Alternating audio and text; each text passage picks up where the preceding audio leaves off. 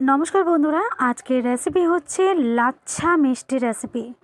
তো আমরা তো অনেক রকমের মিষ্টি খেয়েছি, একবার এই মিষ্টিটা কিন্তু বাড়িতে ট্রাই করে দেখতে পারো। আর এই মিষ্টিটা খেতে কিন্তু অন্যান্য মিষ্টির তুলনায় কোনো অংশে কম নয়, খুবই সুন্দর কিন্তু একটা টেস্ট হয়।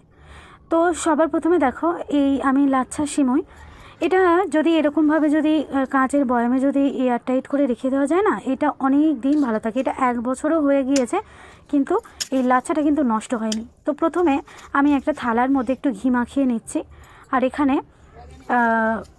লাচ্ছা যে সিমুই সেটাকে আমি দিয়ে দিচ্ছি থালার উপর, একটা একটা করে সাজিয়ে সুন্দর করে বসিয়ে দেব। তো আমি এখানে 2টো লেয়ারে করব। তো প্রথম লেয়ারটা দেখো আমি সাজিয়ে দিয়েছি। এবার যে গলানো ঘি আছে, অল্প অল্প করে ঘি উপর থেকে একটুখানি করে দিয়ে দিচ্ছি। পুরোটার উপরে সুন্দর করে ঘিগুলো একটুখানি দিয়ে দিতে হবে। আর যেহেতু এখানে আমার একটু ছোট থালা আছে, তোমরা যদি বড় থালা নাও তাহলে একটা লেয়ারে সুন্দর করে সাজিয়ে দেবে। তো আমি আবারও একটা লেয়ার এর উপরে দিয়ে দিচ্ছি, দিয়ে সুন্দর করে লাচ্ছা গুলোকে আমি সাজিয়ে দিচ্ছি। তো উপরে আরও একটা লেয়ার দিয়ে দিচ্ছি, আর এটাতেও কিন্তু আমি ঘিটা কিন্তু একটু একটু করে স্প্রেড করে দেব। আর এইভাবে ওপর নিচ দুদিক দিয়ে ঘিটা দেওয়া থাকলে কিন্তু ভালোভাবে কিন্তু এই লাচ্ছাটা ফ্রাই হয়ে যাবে। তো ওটা আমি রেডি করে রেখে দিয়েছি। এদিকে দেখো একটা প্যান বসিয়ে দিয়েছি, এর মধ্যে আমি নিয়ে নিচ্ছি 2 কাপ দুধ। এই দুধটা আগে থেকে একটু ঘন করে জাল করা আছে, দেখেই বুঝতে পারছো। তো 2 কাপ পরিমাণ দুধ নিয়ে নিয়েছি। এবার একটা বাটিতে ওটাকে আমি জাল করতে বসিয়েছি, আর মানে একটু ঘন করব।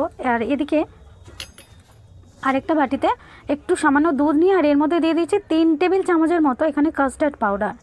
যদি তোমরা চাও এই কাস্টার্ডের জায়গায় কিন্তু কর্নফ্লাওয়ার দিয়েও করতে পারো, কিংবা শুধু দুধের যে ক্ষীরটা হয় সেটা দিয়েও করতে পারো, ঠিক আছে। তো তার জন্য কিন্তু অনেকটা বেশি দুধ লাগবে, কিন্তু এইভাবে কাস্টার্ড বা যদি কর্নফ্লাওয়ার দিয়ে করা যায় তাহলে কিন্তু খুব তাড়াতাড়ি ক্ষীরটা অল্প দুধের মধ্যে হয়ে যায়।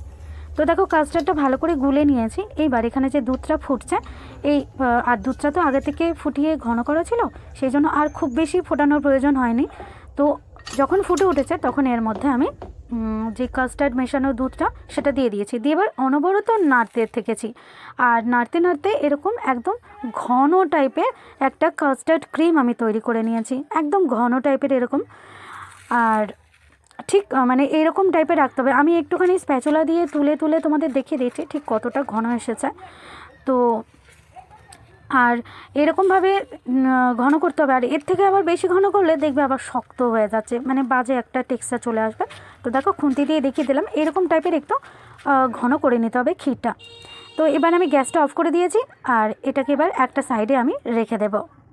এদিকে চলো, এবার আমি কাস্টার্ডটা রেখে দেওয়ার পর আমি যে সিমুইগুলো লাচ্ছা সিমুইগুলো রেডি করেছিলাম সেই থালাটাকে নিয়ে একটা কড়াইয়ের মধ্যে বসিয়ে দিয়েছি, আর আঁচটাকে একদম লো টু মিডিয়ামে রাখবো, রেখে এটাকে ফ্রাই করে নেব। আর উপর থেকে ঢাকাটা দিয়ে দেব, আর এটাকে লো টু মিডিয়ামে রেখে সুন্দর করে ফ্রাই করব। তো একটা সাইড হতে থাক, ততক্ষণ আমি চিনি শিরাটা তৈরি করি। একটা জায়গার মধ্যে এখানে 1/2 কাপের মেজারমেন্ট আছে এটা। তো 1/2 কাপ মেজারমেন্ট করে 1 কাপ জল নিয়েছি, আর এর মধ্যে দিয়ে দিলাম 2 কাপ পরিমাণ চিনি, দিয়ে চিনি শিরাটা রেডি করব। আর ওভেনের দেখো অন্যদিকে আমি যে লাচ্ছা সিমুইটা রেডি করতে দিয়েছিলাম সেটার একটা সাইড দেখো কি সুন্দর কালার চলে আসছে আস্তে আস্তে। এরকম সুন্দর করে কিন্তু কালার করে উল্টে পাল্টে সবগুলো ভেজে নিতে হবে, ঘিয়ের মধ্যে ফ্রাই করে নিতে হবে। আর ওই যে বললাম, তোমরা যদি চাও তাহলে সিঙ্গেলভাবে একটা লেয়ার দিয়ে কিন্তু করতে পারো, অসুবিধা কিছু নেই, আরও বরঞ্চ সেটা ভালো হবে। তো আমার কাছে বড় থালা ছিল না, সেই জন্য আমি এরকম ছোট থালায় করছি, একটু অসুবিধা হচ্ছে। তো দেখো সবগুলো এরকমভাবে 2বার 3বার ধরে উল্টে পাল্টে কিন্তু সুন্দর করে ভেজে নিতে হবে, এপিট ওপিট একদম লালচে কালার করে। আর এদিকে দেখো চিনির শিরাটা যখন এরকম একটু ঘন হয়ে আসছে, তখন আমি এর মধ্যে একটা লেবুর আধখানা অংশ চিপে লেবুর রসটাকে আমি দিয়ে দিচ্ছি, দিয়ে হাত দিয়ে ধরলে একদম চটচটে মতো একটা শিরা হবে, সেরকম অবস্থায় চলে আসলে এটাকে নামিয়ে নিতে হবে।